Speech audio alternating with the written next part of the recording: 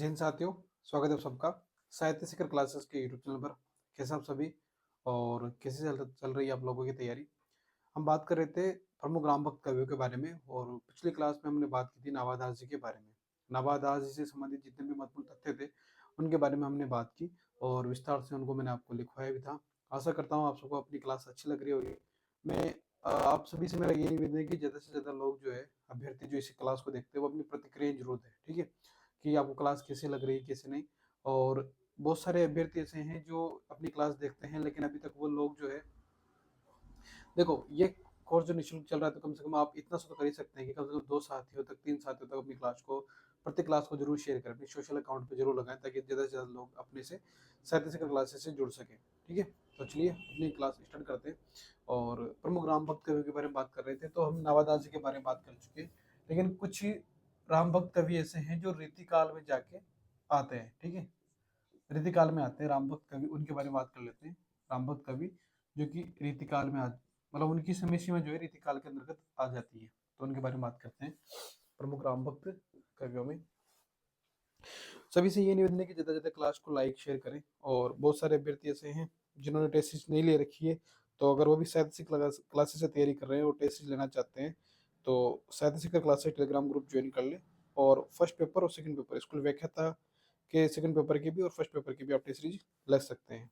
ठीक है, बात करते हैं सबसे पहले रामचरण दास। रामचरण दास, रामचरण दास, देखो रामचरण दास और जीवाराम ये दो ऐसे संत हैं जिन्होंने, रामचरण दास जी ने तो स्वसुखी शाखा का प्रवर्तन किया था और जीवाराम ने तत्सुखी शाखा का प्रवर्तन किया था। इनके बारे में मैं आपको शायद पहले भी लिखवा चुका हूँ, लेकिन शॉर्ट टर्म में बात कर लेंगे। रामचरण दास की बात करें तो इन्होंने स्वसुखी शाखा का प्रवर्तन किया है। ठीक है, स्वसुखी, क्योंकि राम भक्त कवि की राम भक्त कवि में इनका नाम आता है इसलिए स्वसुखी शाखा का प्रवर्तन, स्वसुखी, ठीक है ना। स्वसुखी शाखा प्रवर्तन करने वाले कौन है, तो वह रामचरण दास है। और बात करें कि यह जानकी घाट अयोध्या के निवासी थे। जानकी घाट अयोध्या के निवासी,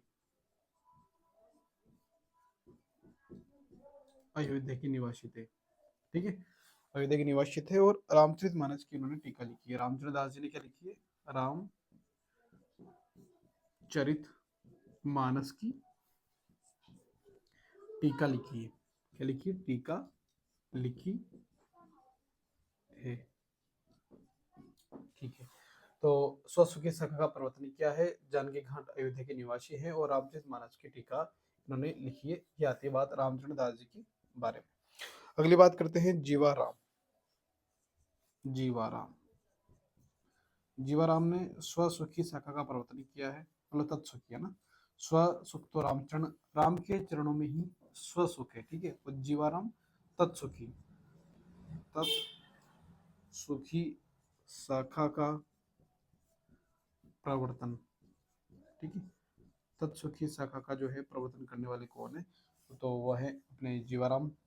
और ये चिरान छपरा के निवासी थे। कहाँ के थे, चिरान छपरा के निवासी, छपरा के निवासी। अपनी क्लास को लाइक शेयर और कमेंट जरूर करें, ठीक है ना। ठीक है, तो यहाँ तक लिखें, फिर चलते हैं आगे। आगे और राम भक्त कवियों के बारे में बात करते हैं।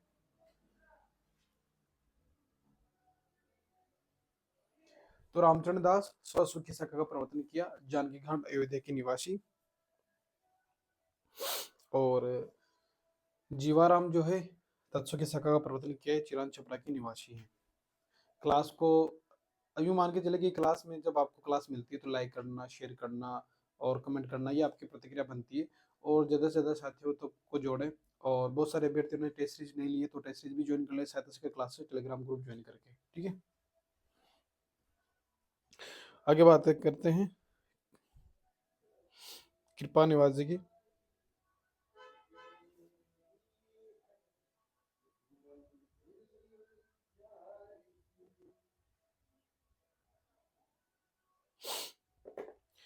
निकले यहाँ तक, कृपा निवास।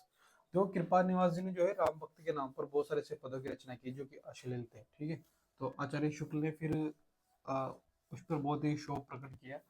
तो वो भी मैं आपको लिखवा देता हूँ। कृपा निवास जी, उन्होंने कृपा निवास पदावली लिखी थी। कृपा निवास, कृपा निवास, ठीक है,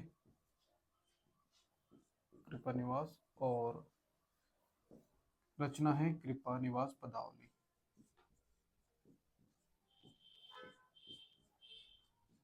पदावली, कृपा निवास पदावली जो है रचना लिखी है।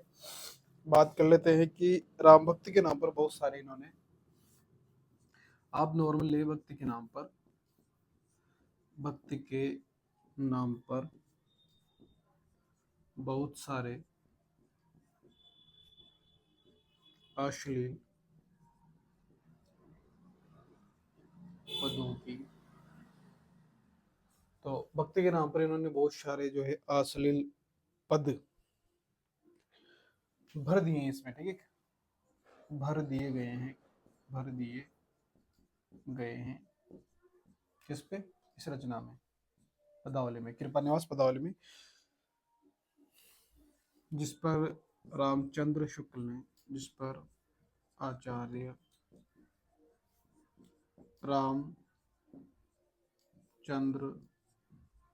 शुक्ल ने दुख प्रकट करते हुए कहा है कि, दुख प्रकट करते हुए कहा है कि, दुख प्रकट करते हुए कहा है कि गुह्य गृहस्थ, गुह्यग्रस्त माधुर्य भाव की भक्ति भावना का, माधुर्य माधुर्य भाव की भक्ति भावना का समावेश,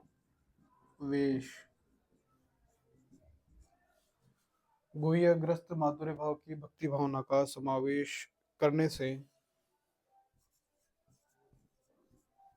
करने से किसी भक्ति पद्धति का यही, किसी भक्ति पद्धति का यही हश्र हुआ है, ठीक है।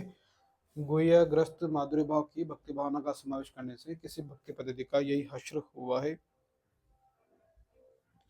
और गोस्वामी जी की जो भक्ति पद्धति थी यहाँ से विकृत हो जाती है। गोस्वामी जी की, गोस्वामी जी की भक्ति पद्धति यहीं से विकृत हो जाती है, ठीक है। तो कृपा निवास जी की बात करें तो कृपा निवास पदावली इन्होंने लिखी है, पदावली। और भक्ति के नाम पर बहुत सारे अश्लील पदों की इन्होंने भर दी है, जिस पर आचार्य रामचंद्र शुक्ल ने शोभ कहीं दुख प्रकट करते हुए कहा कि गुह्यग्रस्त माधुर्य भाव की भक्ति भावना का समावेश करने से किसी भक्ति पद्धति का यही हश्र हुआ है। तो गोस्वामी जी की भक्ति पद्धति यहीं से विकृत हो जाती है। यह कथन आचार्य रामचंद्र शुक्ल का है कृपा निवास पदावली को लेके। तो यहाँ तक लिख लेंगे आप।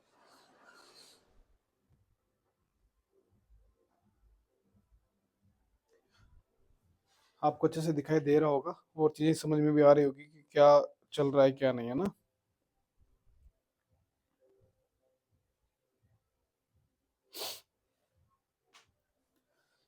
लिख लो यहाँ तक, फिर उसके आगे और भी कुछ ऐसी रचनाएं हैं उनके बारे में बात करते हैं।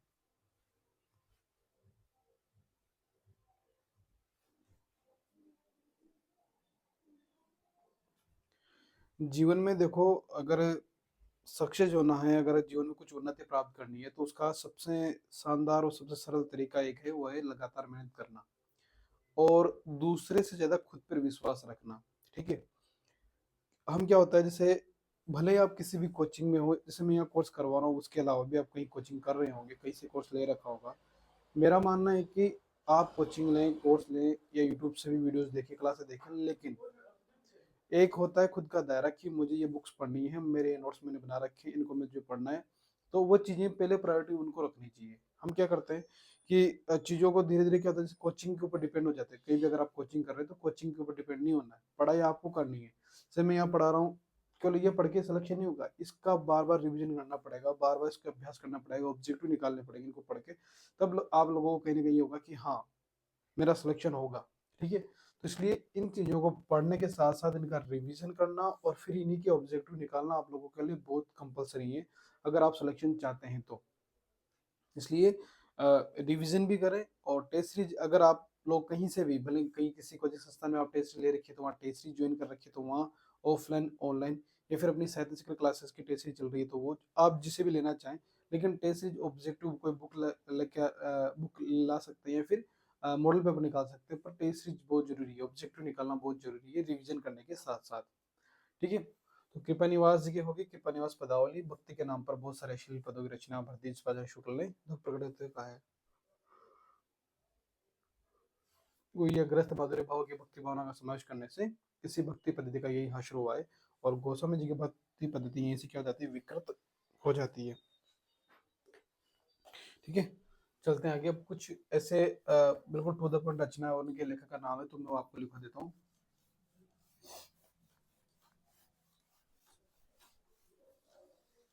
मुझे इस बात की बहुत खुशी है कि आपको अपनी जो क्लास बहुत अच्छी लगती है, इसका कंटेंट बहुत अच्छा लगता है, लेकिन आपकी प्रतिक्रियाएं और आप लोगों का जो सहयोग है वो उतना नहीं होता। आप उतने मन से क्लास को शेयर नहीं करते हैं, उतने मन से आप जो है लोगों को अपनी क्लास से जोड़ते नहीं है। अब मैंने अभी तक ये नहीं कि भाई हाँ, कहीं से वैसा नहीं है कि आप लोग क्लासों को शेयर करते हैं। ऐसी बहुत सारी चीजें जो आपको करनी चाहिए मेरे हिसाब से।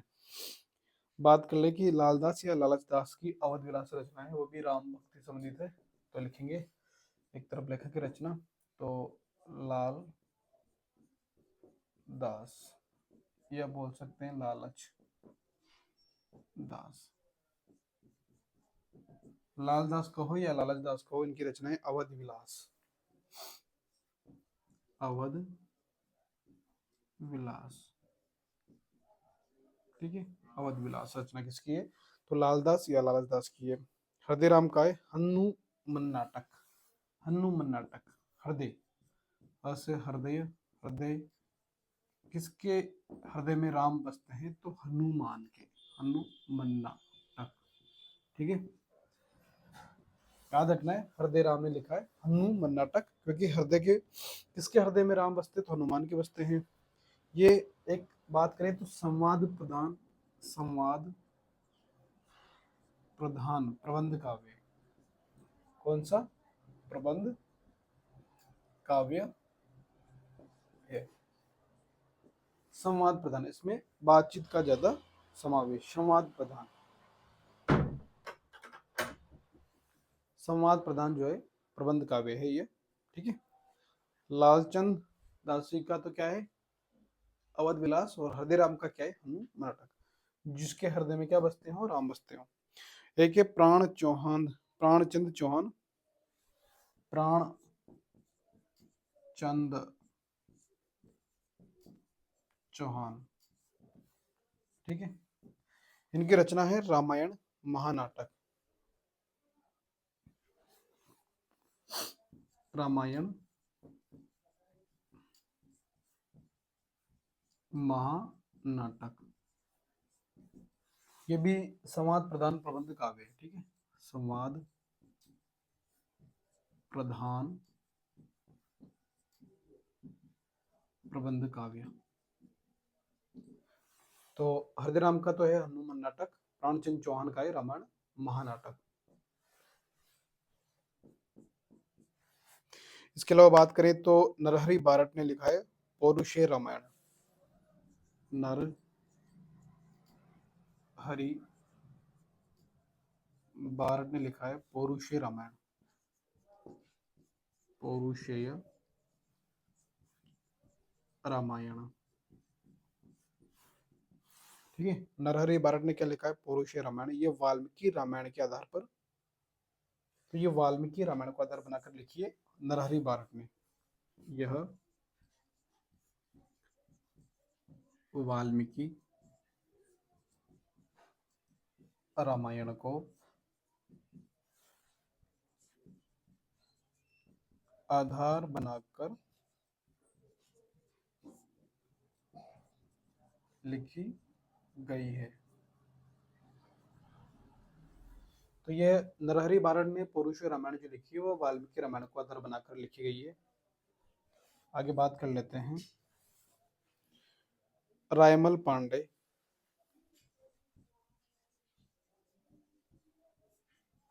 रायमल पांडे की है हनुमत चरित्र। हनुमत चरित्र रायमल पांडे ने लिखा है हनुमत चरित्र, रायमल पांडे ने। आगे बात करें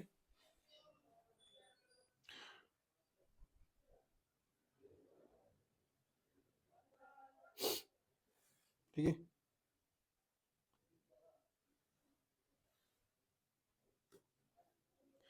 यहाँ तक लिख लेंगे पहले, फिर चलते हैं आगे। एक दो कवि और बचे उनके बारे में बात करते हैं।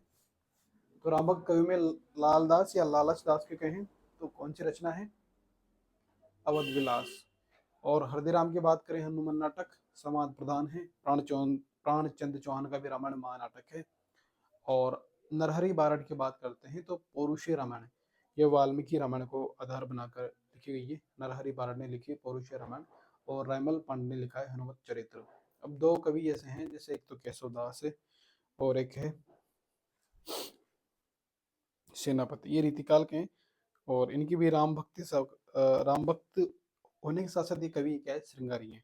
केशवदास और सेनापति राम भक्त भी हैं लेकिन श्रृंगारी भी, इसलिए रीतिकाल में आते हैं ये। लेकिन इनके बारे में बात कर लेंगे, जो राम भक्ति संबंधी इनकी जो रचना लिखी है इन्होंने। तो लालच दास का अवध विलास है। हरदीराम हनुमान नाटक का समांत प्रदान प्रबंध काव्य है। प्राणचंद चौहान का रामायण महानाटक समांत प्रदान प्रबंध काव्य। और नरहरि बारट का पौरुषीय रामायण जो है वाल्मीकि रामायण को आधार बनाकर लिखी गई है। रायमल पांडे का हनुमत चरित्र है। ठीक है, चलें आगे। इसके आगे बात कर लेते हैं रीतिकाल के दो प्रसिद्ध कवि, जो कि राम भक्त होने के साथ साथ श्रृंगारी भी है। अवध विलास।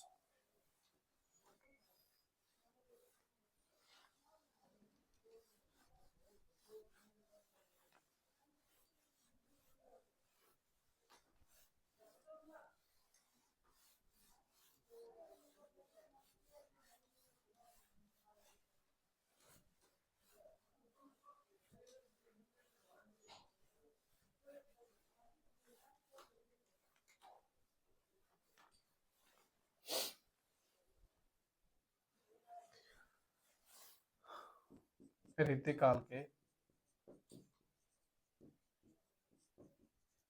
दो प्रसिद्ध कवि, जो रीतिकाल के दो प्रसिद्ध कवि जो राम भक्त होने के साथ साथ राम भक्त होने के साथ साथ रीतिकाल के दो प्रसिद्ध कवि जो राम भक्त होने के साथ साथ श्रृंगारी भी है।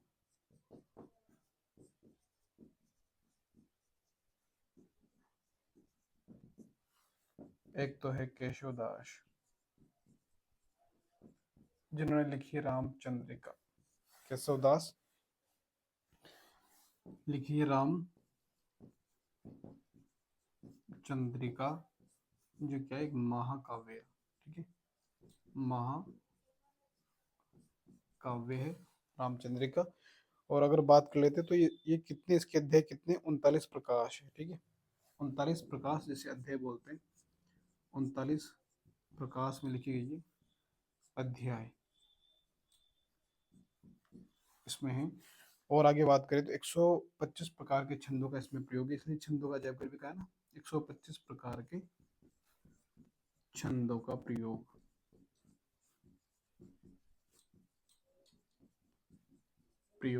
किया गया है। 125 प्रकार के छंदों का प्रयोग किया गया है। और रामस्वरूप चतुर्वेदी ने इसे छंदों का अजायब घर या पिटारा भी कहा है ना, इसे भी लिख लेंगे। राम स्वरूप चतुर्वेदी ने इसे छंदों का अजायब घर या पिटारा भी कहा है, या पिटारा भी कहा है। ठीक है। तो ऋतिक काल के दो प्रसिद्ध राम भक्त कवियों में है, श्रृंगारी भी हैं, केशवदास में जिन्होंने रामचंद्रिका लिखी है, 39 प्रकाश में अध्याय भी है, 125 प्रकार के छंद है, और रामस्वरूप चतुर्वेदी ने छंदों का अजायब घर या पिटारा कहा है।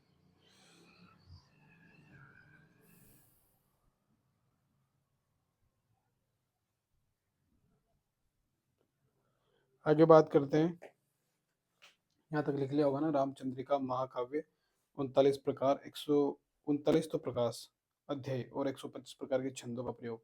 रामस्वरूप चतुर्वेदी ने छंदों का अजायब घर या पिटारा कहा है। अगली बात करते हैं सेनापति की। कविता रत्नाकर रचना।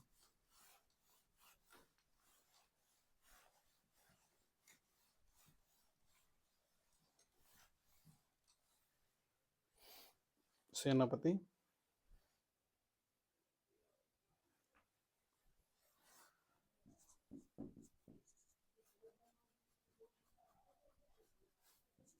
सेनापति कवित रत्नाकर राम भक्त से संबंधित है ना, संबंधित। आगे बात करें तो अब आधुनिक काल में भी बहुत सारे कवि हैं जिन्होंने राम भक्ति से संबंधित रचनाएं लिखी है। उनमें मुख्य रूप से हम बात करें तो अयोध्या सिंह उपाध्याय हरिओद ने आधुनिक काल में, है ना, आधुनिक काल में,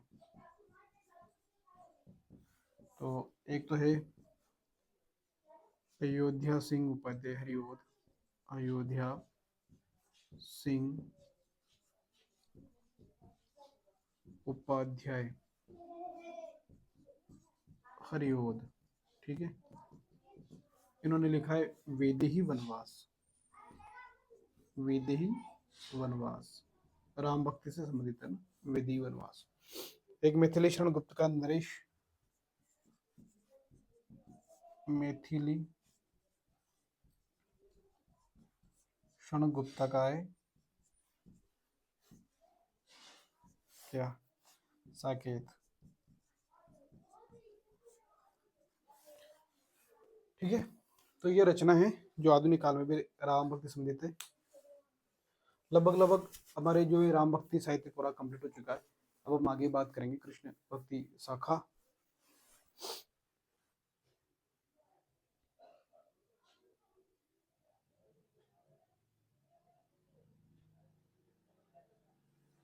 ठीक है। आपके मन में कोई भी डाउट हो तो कमेंट करें, उस पर बात कर लेंगे। और रिवीजन करते रहें, प्रैक्टिस करें, साथ ही क्लासेस की टेस्ट सीरीज को जरूर ज्वाइन कर लें, और क्लास आपकी रेगुलर मिलती रहेगी, टेंशन ना लें।